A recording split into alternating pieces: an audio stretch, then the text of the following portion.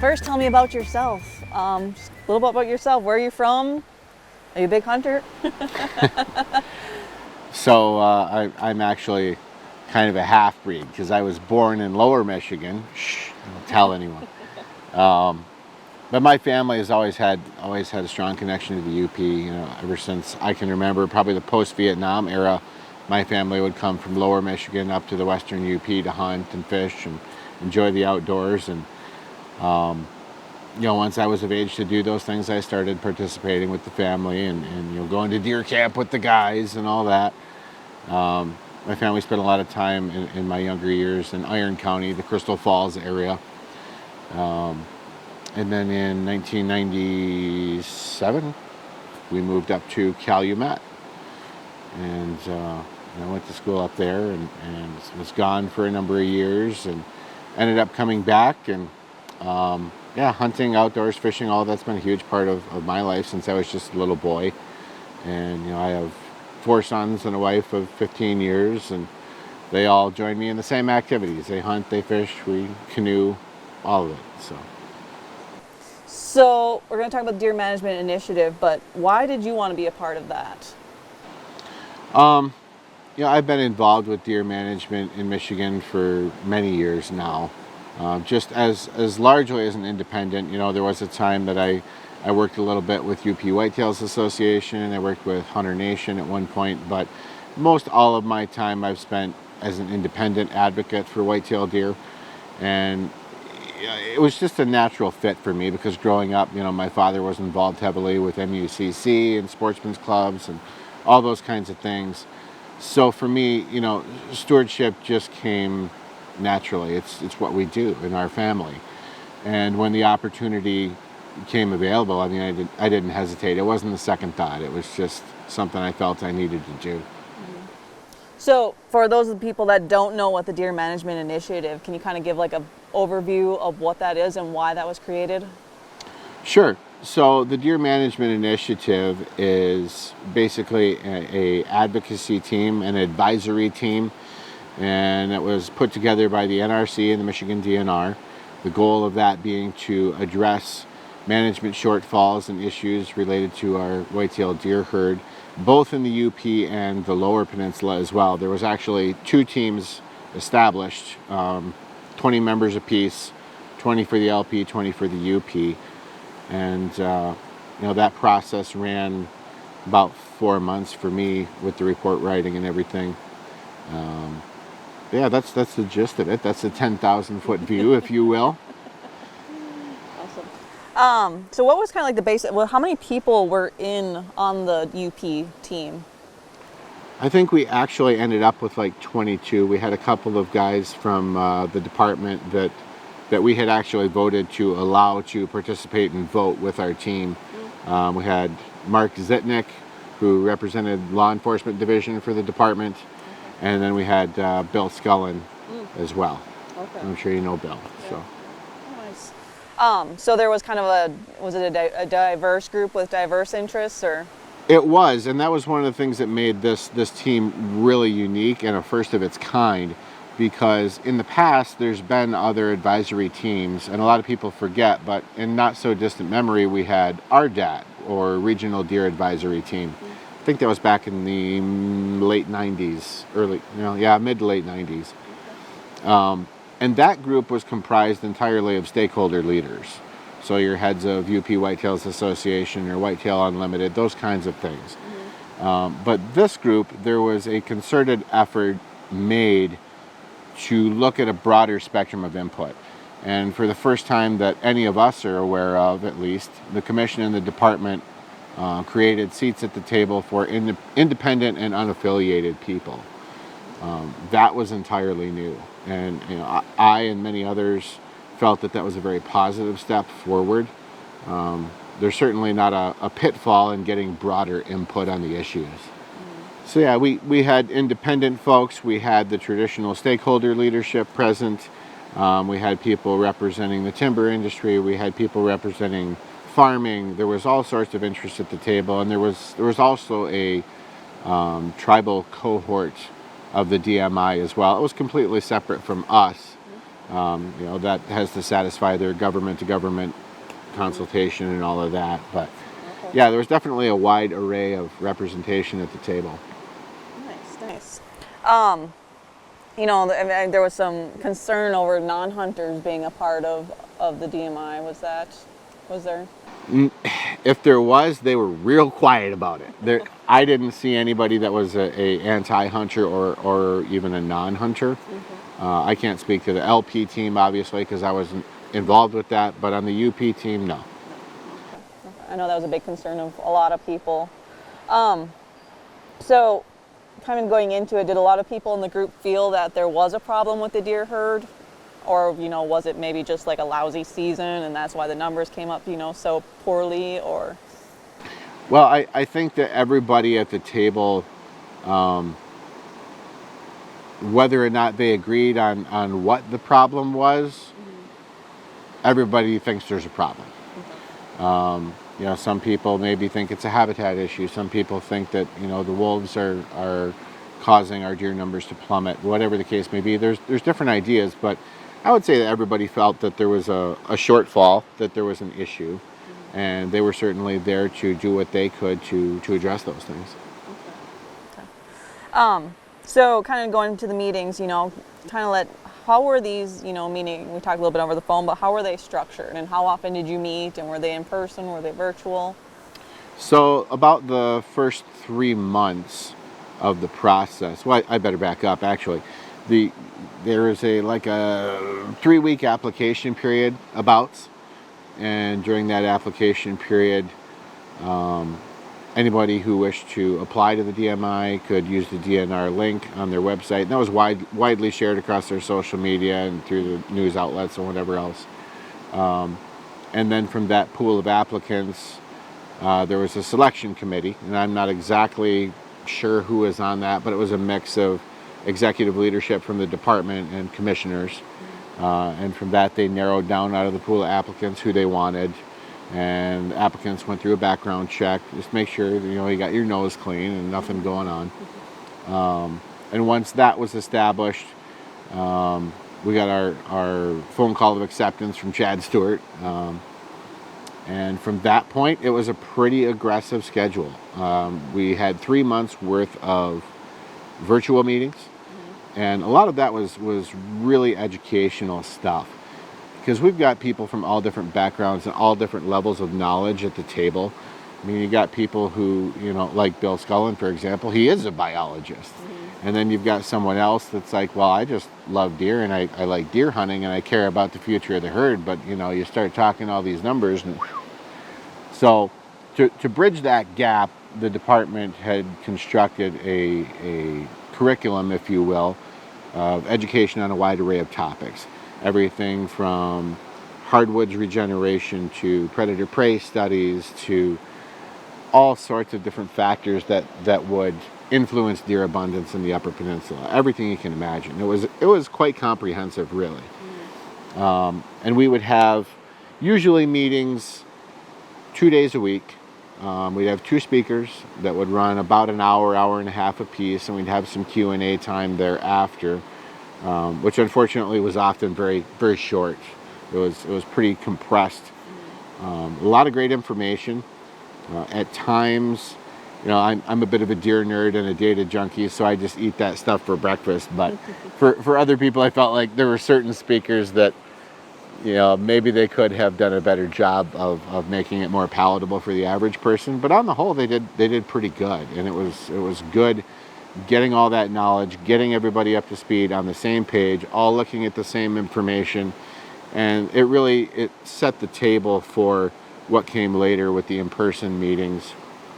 So after that 3-month period of educational sessions came to an end, then we had 2 days where we met in person in Marquette, and that was where the metal hit the meat, and the decisions were made, and what a whirlwind that 2 days was.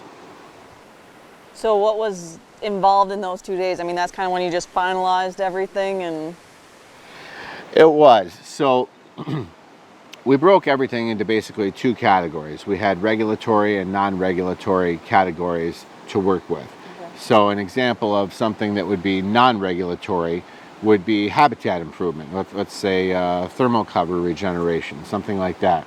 That was something that was talked about a lot, was the need to improve habitat across the UP, whether it was nutritionally, whether it was thermal covers, just a wide range of shortfalls were addressed with habitat. So that was a non-regulatory example. And then we'd have something that was regulatory, like for example, the reinstatement of the archery doe tag on the combo license. That would be a regulatory issue. So the first day we spent a lot of time delving into all the nuts and bolts of non-regulatory. Get all the ideas out, get them all on the boards. We had poster boards all over the walls. There was probably 200 different ideas that were put on the poster boards. And of course you narrow that all down to, 8 or 10.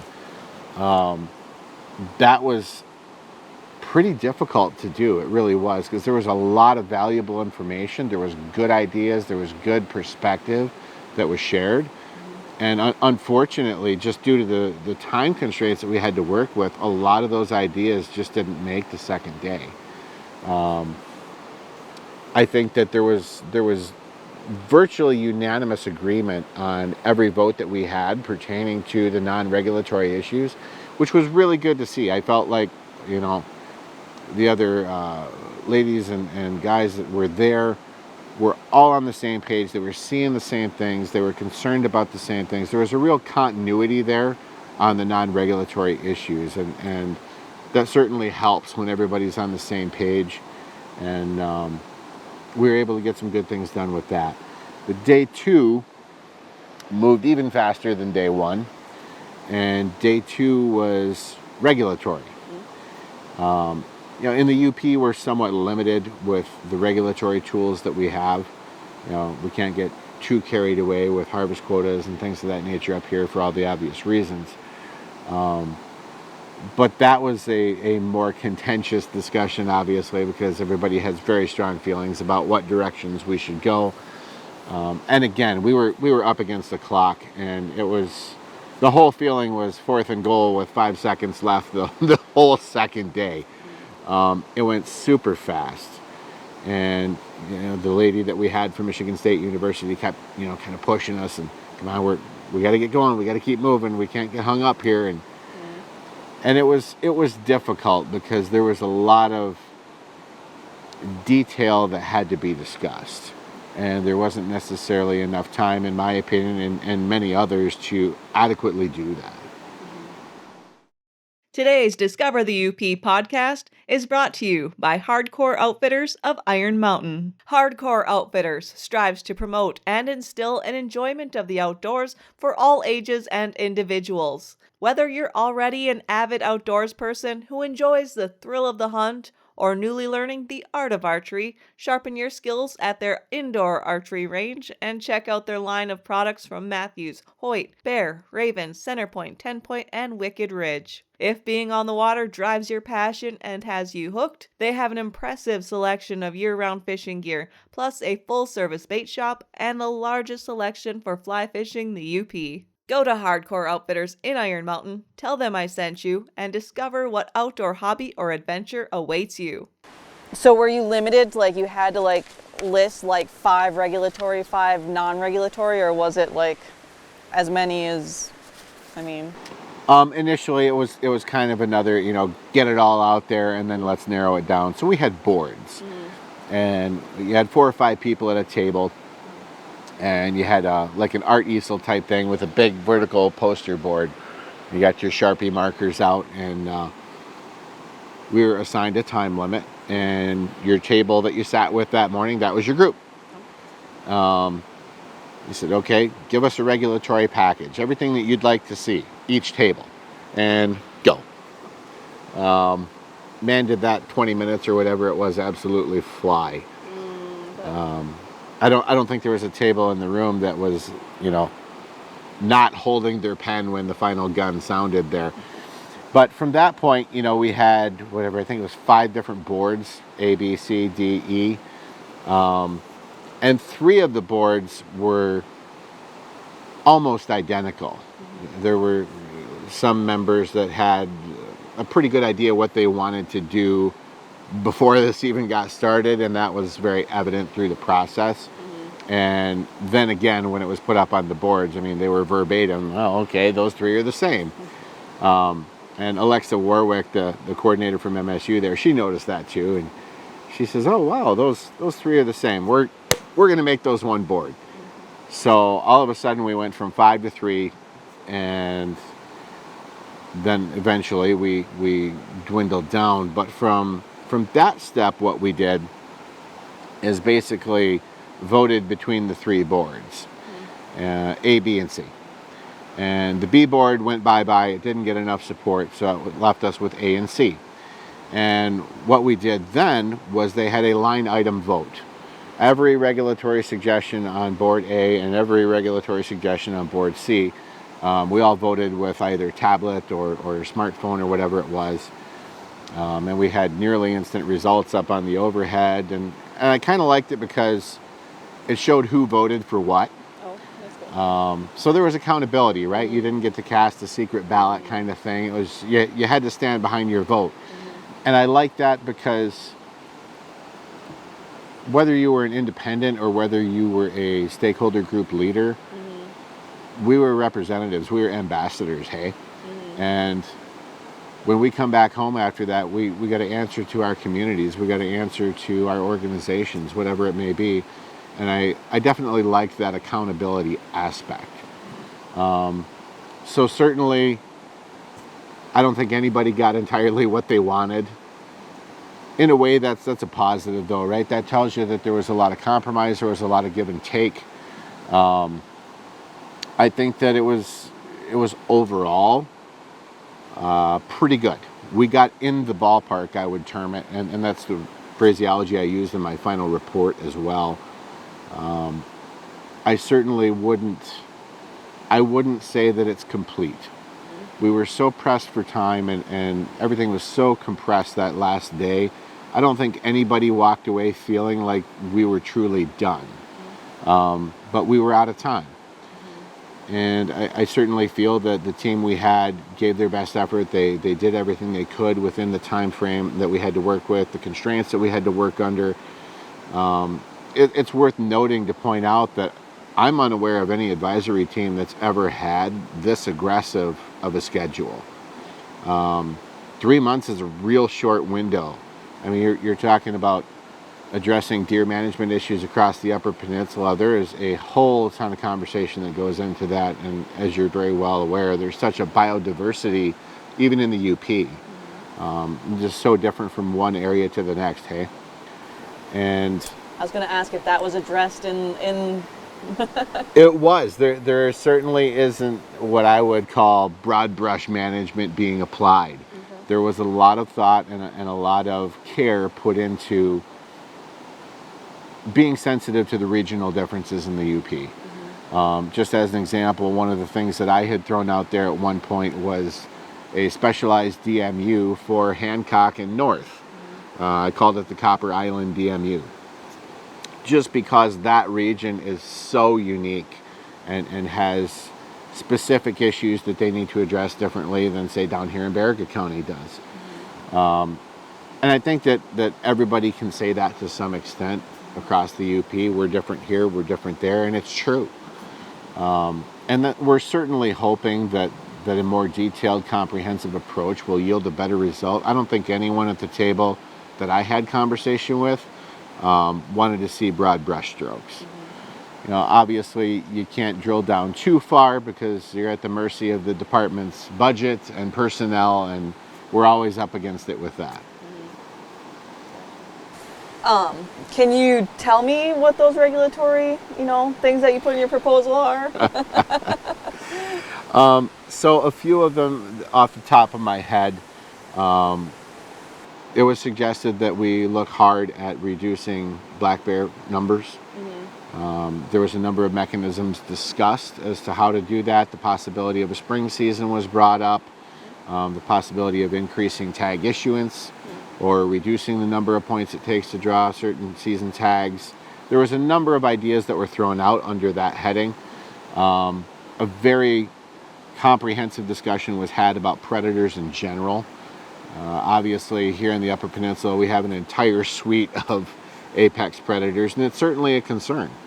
The wolves were a contentious point of discussion for some time throughout the process, and ultimately that simply is what it is, legally speaking. As long as they're on the ESL and the state doesn't have the management authority, it's to some extent a dead issue. But we did discuss it. We did ask that the department maintain an up-to-date wolf management plan so that when that time comes, we're ready to go.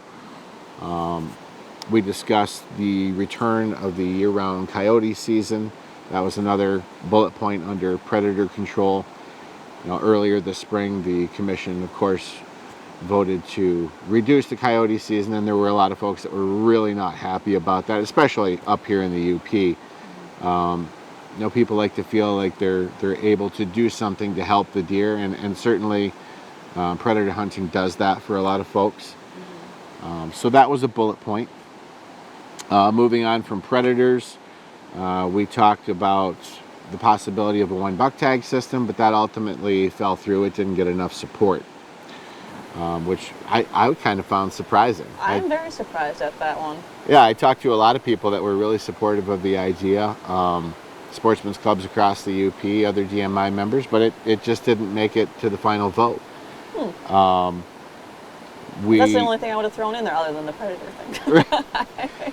So we talked a lot too about the need for antlerless harvest, because there's been, at least in the Superior watershed, a 9-year moratorium on antlerless harvest, save crop damage tags, DMAP tags.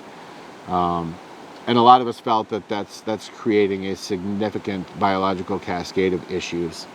A healthy buck to doe ratio is a basic tenet of herd health anywhere in the country, whether you're in Montana, New Mexico, or the Upper Peninsula.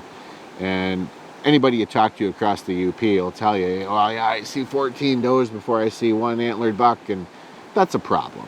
That's something that we have to address biologically. And we have a regulatory mechanism that we used for more than 50 years to do that, which was the archery doe tag option on the combo license. So that was a recommendation from the group, was to return that as well. So be able to harvest a doe with your With combo archery license. tackle, yep. Okay. Yep. Including the Superior watershed. Okay. Yep. So you can have. So are you, so like that? You could either do 2 bucks or a doe and a buck. Okay. So if you buy, so keeping the combo tag. There was some discussion around the possibility of an expiring archery doe tag, say November 14th. If you didn't punch your archery doe tag by then you don't get one. And the ideology there was to protect, especially our Superior watershed does. Once they start migrating, the big snow comes and they get down out of the high country and they head to the lake or they head inland, whichever way they go. There's been trouble in the past with the special access permits that are issued for the central UP, east and west, because a lot of our northern does do come south, and then they're taken with rifles when you can't take them with a bow in the watershed. So shutting that off was an attempt to protect disproportionately vulnerable migrating deer. So I don't know ultimately how that will land with the commission, but that was in there as well. Anything else that was? Well, those are the big ones. Okay. Yeah, like I said, with the regulatory side of things, it's pretty limiting actually what you can do. I think the way Chad had couched it at one point, he says you can control who hunts, you can control what they hunt with, and you can control how long they hunt, and that's it. Right. Obviously, the commission sets your bag limit and season, method of take, and all that. But it's surprisingly limiting how few levers there are to pull. Okay. I mean, I guess you'd think there would be more, but now that you say that, I mean, there really isn't. I mean, you can shorten the seasons, and I'm sure that was discussed as well. Yeah, there was some talk of that. There was a group of I call them the old timers. There was a group of those guys that wanted to entirely wipe out late archery season altogether. Wanted to get rid of that, and I didn't feel very good about that. I mean, I'll be honest, I'm a bow hunter, right? So of course I don't like that. But statistically speaking, roughly 3% of the population of the entire state of Michigan even participates in late archery season. And up here in the UP, where Decembers are pretty brutal, I would safely cut that to 1% of UP bow hunters. And how many of those are successful? Probably not many, statistically speaking. When you start looking at the statistics for rifle harvest, for example, over 50% of the total annual harvest happens opening day of rifle season. So where do you think we should make a season reduction? But nobody wants that, right? Nobody wants a shorter rifle season. So I don't really think we're going to end up with any kind of season reduction. There wasn't really any agreement on that. It'll probably stay about the way it is. Today's Discover the UP podcast is brought to you by Big Valley Ford, Dodge, Chrysler, Jeep in Ewan, Michigan. When I'm traveling around the UP, I'm surprised, and not surprised, by how often the vehicle in front of me has a Big Valley sticker on it. Big Valley Ford, Chrysler, Dodge, Jeep Ram is located in the tiny town of Ewan on the west end of the Upper Peninsula. People from across the region buy their new and used cars and trucks from Big Valley, and they drive all the way back to Ewan to get them serviced. Which reminds me, I'm probably due for an oil change myself. I'm on my 4th new Ford vehicle with over 500,000 miles under their tires, so I'm probably due for a tire rotation too. Big Valley is a one-stop shop for all your vehicle needs with a full service department, parts department, and body shop. I got caught in a hailstorm once with my last truck, and they made it look just like new. If you're looking for a new or used vehicle, go see them in Ewan or check out their inventory online at bigvalley.biz. Yeah, I mean, I guess I would have, thought maybe there'd be some discussion on the early archery it's quite a long season. It is. It is. There was a little bit of discussion about the youth hunt. There was suggestion made that possibly we look at making the youth hunt antlerless only. There was a lot of concern that was expressed about the harvest of those mature bucks that are just vulnerable in their summer bachelor groups. And the need to teach, young hunters the value of antlerless deer as well. That the doe is an important part of deer harvest. And to help, again, even up those sex ratios as well. But we'll see what happens with that. That's always a touchy subject when you bring up the youth hunt. Everybody has 25 opinions, and there's only 10 people in the room. That's very true.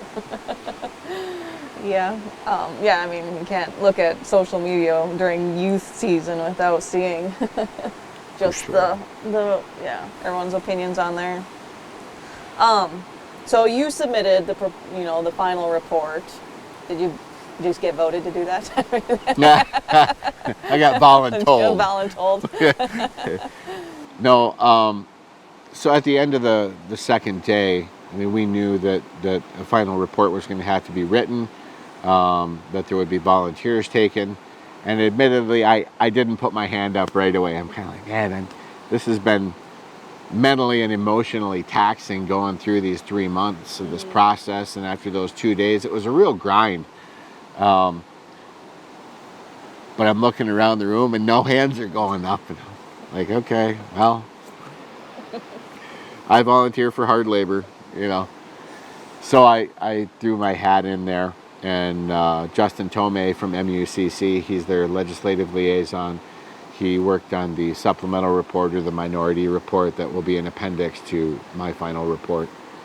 So my job at that point basically was to capture and summarize our process. Everything from, like we started out talking about, how were you selected? How were you chosen? What was the educational process like? And who were the speakers? What were the topics? And cataloging all of that and putting that into a paper form, including all the charts and graphs from our votes, where you could see what items had support and by what percentage, line item by line item by line item. And basically so that someone who wasn't a part of the DMI could pick up that packet and read through it and go, okay, I see what they talked about, what they learned, what the recommendations are, this makes sense.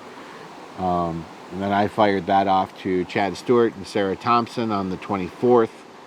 Prior to that, the team had a 5-day review period where they could look at my rough draft and make any recommendations, comments, suggest edits, anything like that. And then we finalized it and sent it out. So it's in the department's hands at this point. Obviously, it'll go off to the commission as well, and they'll have time to review. As I understand it, the commission has a workday planned for June. I'm not sure if it's before or after the June meeting. But that workday will be open to the public. I don't think they're going to allow public comment, but the public will be able to sit in on the workday and listen to the commissioners discuss the recommendations for both peninsulas, respectively. And I think they're going to have their final vote in July. Not a minute too soon, of course, because the regs are coming out in August and the book's got to go out. But that's the timeline as I'm aware of it. So what they will make changes to this 2024. Yes, it was the commission's intent right from the beginning that they were going to pull things from this team to implement effective 2024. You know, they certainly got, I'll call it a browbeating after the dismal season in the UP last year. There was a lot of upset people, a lot of passion, and I think the NRC definitely heard that, and so did the department. And I mean, that was part of the reason for our team being called to serve, was to address that. But the NRC was very clear from the get-go that they were going to be making regulatory change effective 2024. So that's definitely coming this year. It'd be interesting. I mean, you submitted those proposals. Like all of a sudden the NRC just comes out with something completely different than what you even. You know, that is entirely possible, Kristen. You know, you never know what's going to come out the other end of this meat grinder. Like I said at the beginning, we're an advisory team. We don't have any authority. The NRC, that's who makes the decisions when it comes to push comes to shove. I think even with the department, you know, they can recommend and they can share data and evidence, but ultimately it's the commission that decides. And we're certainly all saying our prayers and crossing our fingers that the commission makes some wise decisions, because our herd definitely needs change. You kind of mentioned it that, you know, some people had their ideas that they came with and they were on the board, you know, and you knew. Was that pretty much how you went in with your ideas? Were any of your ideas changed, you know, listening to all of these conversations and meetings and anything like that? So to my knowledge, I'm the only one that did this. I kind of went overboard. Like I said when we first started talking, I viewed this, even though I'm an independent and I wasn't representing an organization or a group, I viewed it as being an ambassador. You know, I could have gone in there and sat down at the table and said, well, this is Jordan Hoover's opinion based on my experience, and this is what I think we should do. I'd have been within my right to do that. You know, we were all vetted, right? I mean, we were competent individuals. But I wanted broader input. I didn't want it to be just my opinion. I traveled all over the Keweenaw, Western UP, went to a bunch of sportsmen's clubs, and I just held open meetings with people, and I had a lot of great conversations. I told them who I was, what I was doing, you know, serving on the DMI, that I wanted their input. I wanted to know their experiences. What do you think the problems are? What's your experience? How have you seen hunting in the UP change in the last 10, 20, 30 years over your lifetime? There was a lot of passion, a lot of upset people too, of course. I mean, the deer are so vital to our UP way of life. Okay, it's not weekend recreation for us. It's so much more than that. It's the fiber of our communities and our families, and it means a lot to us. You know, there's generational camps here that have passed from grandfather to father to son, and it's a special thing, and it's near and dear to people, and I could really see that emotion come out of people when they would talk and they would tell stories, and but it was good. I was able to get a very broad pool of input from, you know, the Calumet-Keweenaw Sportsman's Club out to the fellas in Tapiola and all over in between. But I didn't stop there. I went one step further. One of the things that really struck me when we were looking at a lot of the emails that came in to the DMI, public input given to us, we weren't hearing from younger hunters. It was grown adults on up to, 65 years of old. So there was a data gap there where we weren't hearing from our youngest hunters.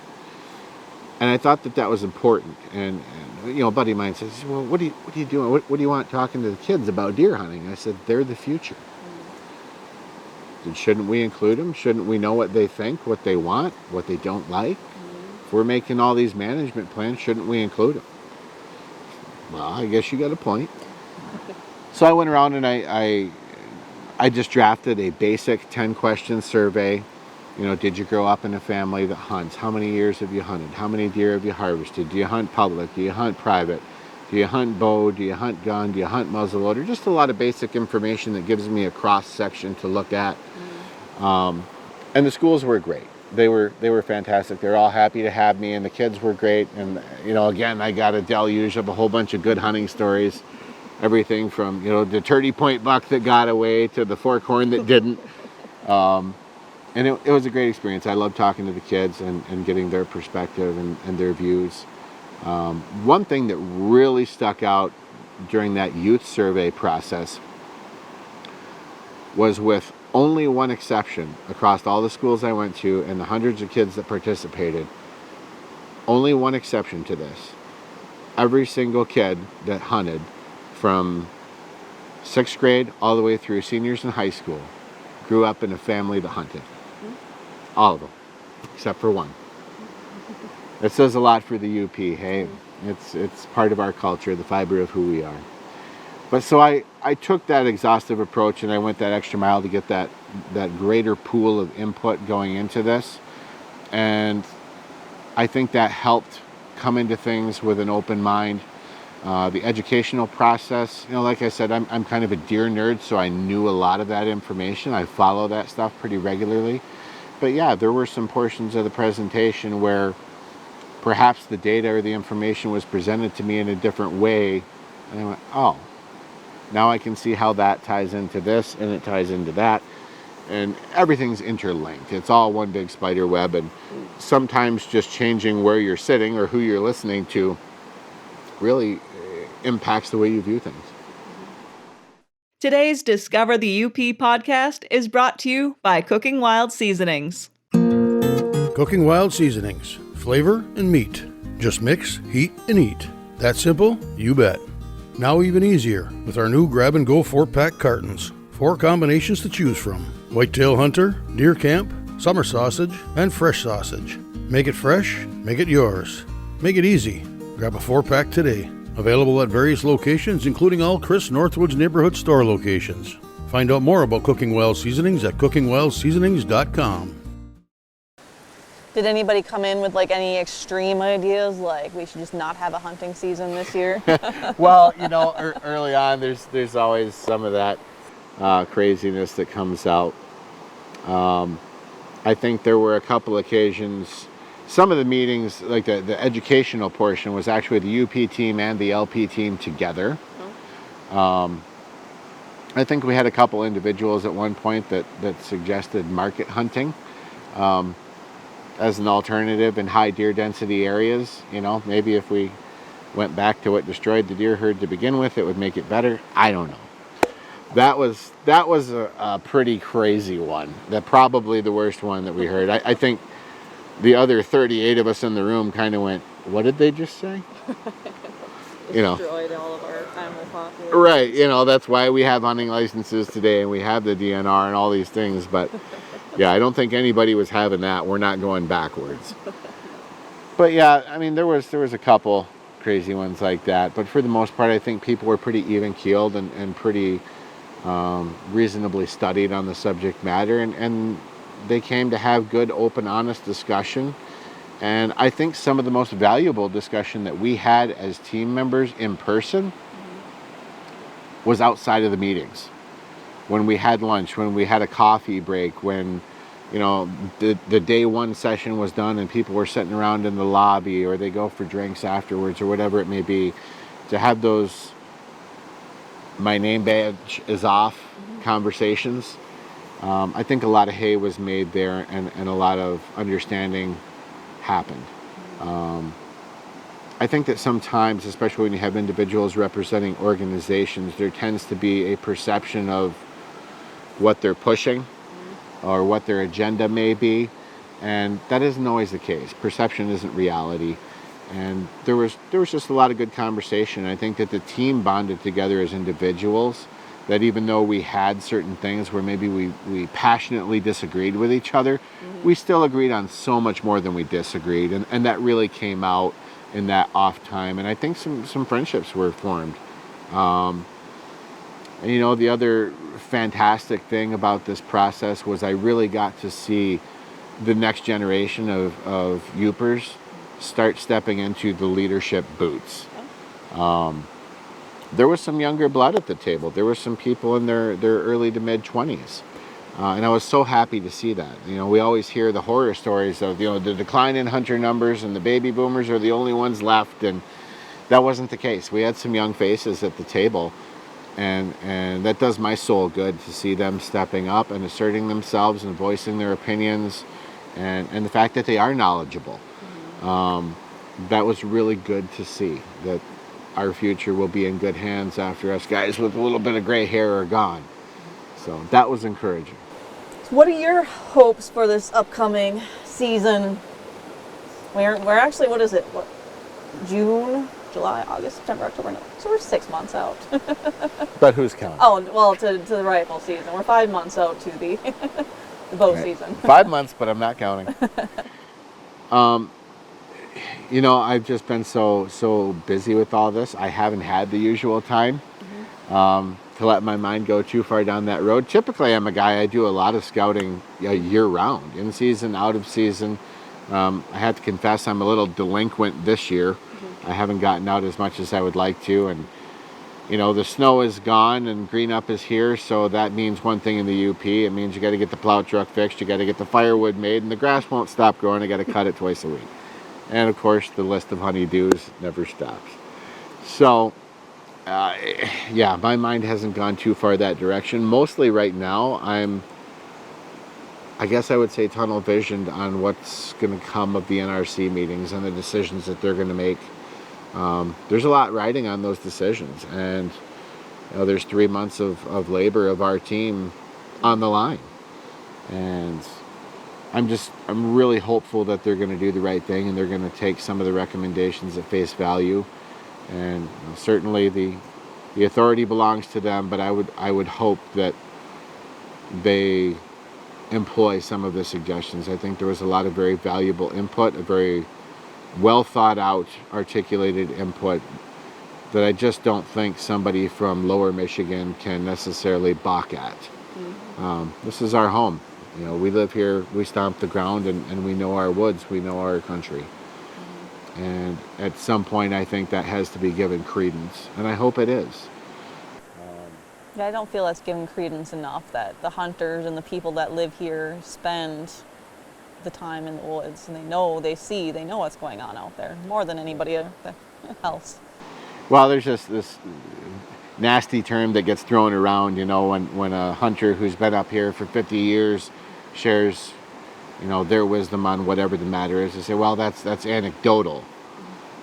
And it's a polite way of saying, well, you're not a biologist, so be quiet. And I understand that there's a time and a place for scientific, biological input, but I think that there should be value placed on citizen science, shall we call it. Somebody who spends 30, 40, 50 years in the woods up here, there's a pretty good chance they've got the pulse of what's going on, and they have at least in their immediate area, a good feel for whatever the deficiencies may be. And I think that there's a place at the table for those things. Today's Discover the UP podcast is brought to you by BAM Tools. My friend Andrew wants to help support this podcast, but didn't know how he should advertise his business, so here goes. BAM Tools is a small, family-owned and operated business out of Ewan, Michigan, but they cover the entire UP, delivering tools to all sorts of businesses. Inside the tool truck are hand tools, power tools, automotive shop supplies, and so much more. I should tell Andrew I need a new Grizzly cooler, preferably blue. BAM Tools is also a tech tire supplies distributor, and Travis is the guy behind the wheel of that truck. So if you see Andrew or Travis in a BAM Tools truck, tell them thanks for supporting this podcast. One of the single biggest issues that we spent a lot of time on was habitat. And I touched on that earlier, but it's certainly worth repeating. You know, thermal cover, our winter habitat up here, or DWCs they call them, deer wintering complexes, that's a critical issue. Our deer here are at pretty much the extreme northern end of their range, and you know, we've been losing ground with thermal covers. And a lot of the DWCs are in areas that are owned by commercial companies, big timber companies. The department only owns, I believe, 20% of the DWC landmass that's available. And some of the timber companies are better than others. There's some that are very willing partners, there's some that are more reluctant. And certainly at the end of the day, you know, they make their living cutting trees. That's the bottom line. And there's a collision there of what's important to us and what's important to them. And I think that there's a lot of common ground there, and I think there's hay to be made having those discussions. I've started having a lot of those discussions personally. I've been working on a project called Winter Shield, which is a habitat restoration program I'm partnering with the DNR on. That's still an evolving project. It's in its infancy, but we're excited about the future with it. But definitely the winter habitat for the deer is just critical, because they just won't make it here if we don't take good care of our winter habitat. And you're talking about old growth timber, your cedars, your hemlocks, things like that. Those are trees that are 150 years old. And there's certainly merit to logging selectively in those areas and allowing regeneration. But you know, when we start talking about large-scale loss of winter habitat, it takes 25 to 30 years for any meaningful recovery, because those trees are just so slow growing. And truthfully, we should have started 40 years ago. We're playing from behind. We spent a lot of time and effort in our group talking about how and where to improve the habitat for the deer, and how to go about partnering with industrial and non-industrial private landowners to make that happen. How we checkerboard that all out, whether it be tax incentives, whether it be, you know, the department purchasing, for example, timber rights to a DWC instead of outright owning the land, because you have the issue of the land cap and things like that. There was a lot of different suggestions, a lot of different aspects of that we delved very deeply into. We talked a lot too about nutritional shortfall, that there's just so much of the Upper Peninsula that doesn't provide adequate nutrition for our deer herd either, and things that we're able to do for that. You know, obviously in areas where they have access to more ag, you know, down around the Menominee area, Bark River, Stevenson, there is no shortage of nutrition in that area. But you get up here, you know, in the Michigami Highlands and things like that, or you get over to that far western tip of the UP, you know, our deer have to do more with less than I would say any deer anywhere else in the continental United States. It's tough sledding. So habitat improvement under a broad banner is definitely something that was very important. I don't think there was a single vote cast against any of the habitat improvement measures that we brought to the table. And that was a really big component, and I think it's important that people understand that things for our white-tailed deer herd didn't get bad overnight. It took time. And there's a lot of factors that went into that. It's not one thing. You know, people don't want to hear this, but if you shot every wolf tomorrow, it doesn't make it better. It's only one piece. There's a lot of pieces to the pie that we have to address. And it's going to take time for us to climb out of the hole that we've dug. And one of those things that's going to take the most time is the habitat improvement, but it's the most worthwhile. And you know, I guess my perspective is that planting a tree is among the most non-divisive things you could ask for, right? It doesn't matter if you're a Democrat or a Republican, you're left, you're right, you're Catholic, you're Jewish, or whatever. Everybody loves trees. That's something that we can all get behind, and the department and myself are certainly hoping in days ahead that we can engage the public on those issues and get people involved with habitat improvement programs across the UP. But as you said, I mean, habitat improvement's a long range. We're not going to see results overnight. It's going to be 20, 30 years out from now. So, I mean, you really do have to look at, are there anything short term to help bolster, the deer population while we are recovering that habitat? Unfortunately, like I said earlier, our regulatory dials are so limited. The short term is a really small box. And there's just not a lot of short-term things that we can do. And ultimately, we're at the mercy of old man winter. We've been pretty fortunate, especially this past year. My goodness, we didn't even have a winter. We've had relatively, in my opinion, mild winters. Now, bear in mind, I spent a lot of time in Calumet as a kid, so a bad winter there is a little different than anywhere else. But with our thermal covers being what they are, if we have another 2013, 2014 winter, it's going to hurt. We're going to lose a ton of deer. And it will be probably a situation where we will have to look at backing off a harvest, in my opinion. Obviously, in the next 25 to 30 years, it's probably going to happen. It's not if, it's when. And we're just hoping that we can get enough of a jump start on this and do enough good things now that we can mitigate that impact when it does happen. If there's one thing that's absolutely cast in stone with the UP, it's sooner or later old man winter is going to level the scales. So there isn't anything that we can do about that, unfortunately. No, you almost wonder if we're just going to get slammed this next winter, just spite. I really thought this last year that we were going to get it bad, because one of the signs that you're going to have a hard winter is you get such a great hard mass crop, acorns. Oh, we did have a... And this last year, everywhere I went, the 4 counties I hunted across the UP, there's acorns as big as my thumb everywhere. And I thought, oh man, we're going to pay. And then it didn't come. And it didn't come. And I thought, okay, well, it's probably going to show up in February and stay until June. But that didn't happen either. I don't know, global warming, take your pick. I have no idea. But it was kind of nice having a winter off in a way, but at the same time, I enjoy winter too, and there was things I couldn't do. We like to do a lot of snowshoeing, and that was pretty limited this year. But I think I just put them on just to put them on one day. Stomp around the yard. That's about it, yeah. So one of the other non-regulatory things that I forgot to mention when we were talking, and I brought it up actually, so I guess I get to be biased here, right? I get to share something I brought to the table.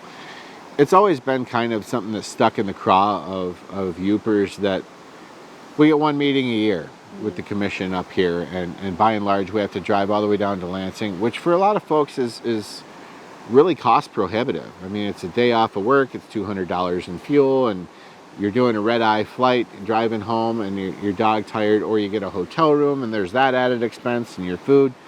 So it's an unfortunate situation where a lot of times UP voices just don't get heard in Lansing. And that was something that I felt needed to be brought up at the DMI table. And we recommended that the commission have a minimum of 2 meetings up here in the UP, but also they demonstrated that during COVID, they had the capacity to conduct Zoom participation, virtual participation. And we're asking that they bring that back for UP residents. Because quite frankly, it's almost a discriminatory practice because of the financial burden that Yoopers face versus someone from, say, Isabella County. Just by virtue of the distance and the cost, it precludes us from participation. And I think especially when it comes to matters that are so dear to us, like deer management, pun intended, we need to be heard. We should be heard. And the commission, I believe, is obliged to facilitate that. Today's Discover the UP podcast is brought to you by Copper Shore's Community Health Foundation. One of the biggest opportunities that we have in Michigan's Copper Country is the Copper Shores Community Health Foundation. They are 100% focused on improving the health of our community with hundreds of thousands of dollars in grants and scholarships each year, as well as incredible programming like Meals on Wheels and a victim support team that helps victims of any crimes, and a team focused on improving the mental health of our residents. These are really invaluable resources for our area. I've assisted Copper Shores with local photography and videos and have seen firsthand the impact that they make. If you want to see the amazing work they do and maybe even support it by becoming a donor, visit coppershores.org. So thank you to Copper Shores for your support of this podcast. I mean, you say that there's like there's not much you can do in the regulatory, but I mean, what you did decide on regulatory, I mean, how do you feel like those measures will help improve? Well, with the regulatory measures that we were able to tweak, or at least suggest to be tweaked, I think predator reduction is huge. I mean, obviously, we have cougars, we have bears, we have coyotes, we have wolves, we have all kinds of stuff. And with the pressure that poor nutrition and poor winter habitat puts on our herd as it is, adding the predators onto that in the current densities we have them is almost insurmountable. So anything that we can do to lighten that load, I think will be a tremendous benefit. You know, it's estimated, from some sources, the black bears will kill as many as 25 to 30,000 fawns UP-wide every spring.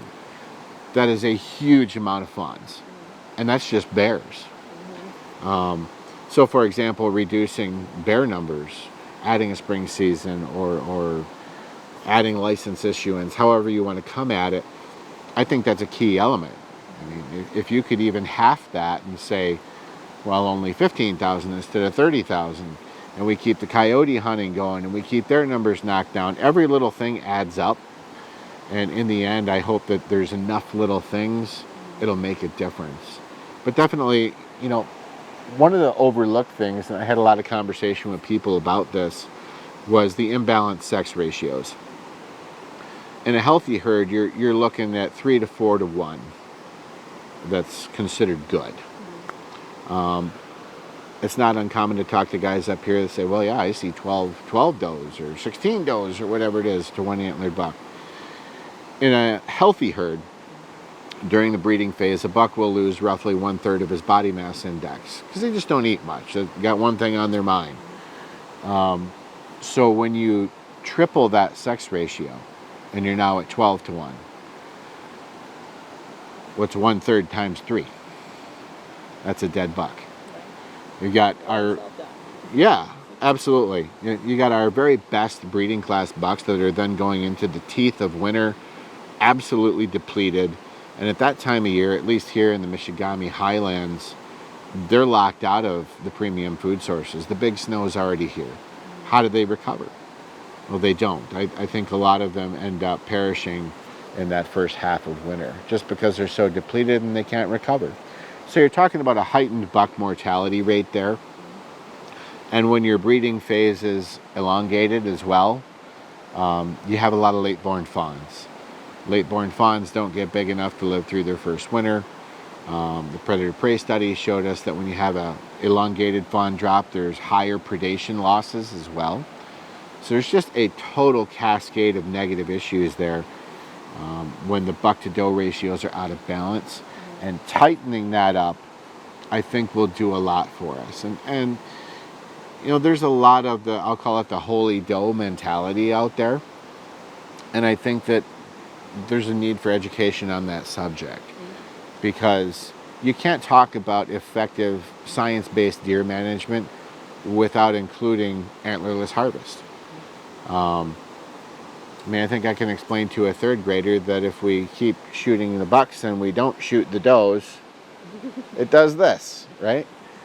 We have to manage all deer, not just the bucks. And that's important on a biological level. And, the department has brought that recommendation back to the commission for, I believe, 4 years running. So it's not a new discussion. There's been a lot of opposition to that by, I'll call it the old guard, guys that hunted a lot during the 70s when you were lucky to cut a deer track walking in the swamp all day. They remember those times and they're like, no, we don't shoot does. But science has come such a long way, and our knowledge of effective deer management practices has come such a long way. We understand that we have to. Maybe you don't want to go issuing rifle doe tags up in Keweenaw County, but there's a balance.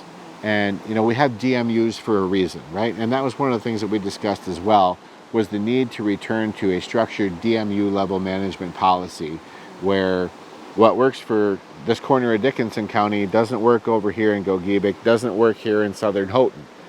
We have DMUs, let's use them. So yeah, the antlerless harvest issue, I think, is another piece of the pie that's going to help us. Anything that we can do to increase the number of fawns we have, the number of fawns that are surviving, and the number of fawns in turn that recruit successfully into the herd as adult deer is going to help. The other discussion that our team had, and I say our team, the UP team and the LP team, both groups shared the same sentiment that there just wasn't enough time. And we felt to some measure the work was incomplete. But hand in glove with that, there was a lot of sentiment that people wanted to continue serving in that capacity, that everybody saw merit to continuing the DMI teams, that there would undoubtedly be need for us in the future. How that looks, how that's structured, I don't know. I don't think that there's, at least on paper at this point, anything left for us. I think once we submitted our reports and the commission votes in July, we're technically considered disbanded. But it was part of our recommendation in our final report that the commission give thought to continuing this team into the future and perhaps keep it a standing advisory team that could participate as management issues arise. And, not unlike the commission where members rotate out every couple of years or they're reappointed. There's a number of ways that you could structure it to ensure that you're still getting broad input from different groups of people and it's not the same tired voices. But it was a very positive experience overall, and I think everybody walking away from it felt pretty good. I'm sure there's a couple people that have negative sentiment, but by and large, I think everybody felt pretty good about the work that we did.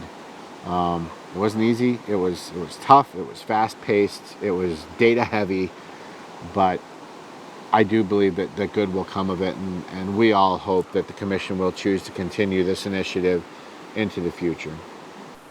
Like I said, it's not something that's going to be fixed overnight, so I don't think that's something that should be dissolved overnight as well. Well, and it takes time. It's kind of when you turn a dial, you've got to wait and see what happens down here. And it takes a while for it to get down here. We're supposed to have 3-year reg cycles, but I think every other year somebody's doing something with the deer regs. We've got to let it ride, and we have to see what the true impact of the management policies we put in place are. One of the discussions we had was, what about stretching it out to a 5 or a 6 year reg cycle? Of course, if we can leave it alone. I think that the initial reaction is always panic, especially after the season we had last year. Everybody went, holy cow, we got to do something. Well, what do you do? And even if we do something or some things, it's going to take time for it to trickle down. And maybe some of the things that we recommended don't work. Maybe they don't work the way we intended them to work. And we change it. But we got to give it time. We got to let these things take effect and see what the downhill picture looks like. Oh yeah, that makes sense. That's what I was wondering if it was going to take effect this year, because I think the 3-year cycle goes through, 25, the cycle that we're in right now? This is 3 years. Oh, okay. Yep. Yeah. So, okay. So this would fall in the statutory 3-year window. Okay, yeah. That's what I was curious about that. But Yeah, Chad, my goodness, that man worked his butt off. He put in countless hours. I can't even begin to tell you. There were many nights where he'd go from the Lower Peninsula meeting to the UP meeting, or he'd have us on Tuesday and the Lower Peninsula on Wednesday, and he's fielding phone calls and he's fielding emails. I tell you, media. yeah, absolutely. And you can say it comes with the job when you're the head deer biologist, right? But I really got to see a side of Chad where it wasn't just Chad Stewart the biologist, it was Chad Stewart the man. And he really does pour his heart and soul into his work. And he loves what he does. He's passionate about it. He's driven. And if he wasn't, he wouldn't last. He couldn't occupy the position he does. And, you know, I know that opinions vary on Chad. You know, especially up here in the UP, there's a lot of people that don't necessarily care for somebody who's wearing green, and that would include Chad. But I had a very positive experience with him. I was very happy with his work ethic, his dedication. He was great to deal with. He really was. And Sarah Thompson, she was there as well. I don't think she missed a meeting. Our wildlife chief, she was great to deal with. Super straight shooter, no bull. And we also had 2 commissioners at our in-person sessions. We had Chairman Tom Baird, and then we had Commissioner Dave Anthony also at our in-person.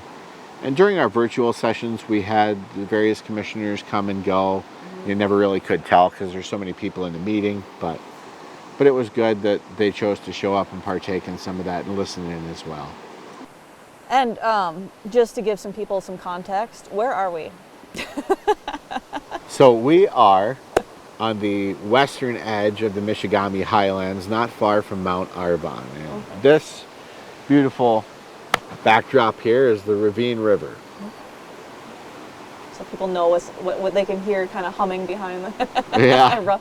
Like they said, this like the Knights of the Round Table here. I like it. It's a quiet spot. That's pretty cool.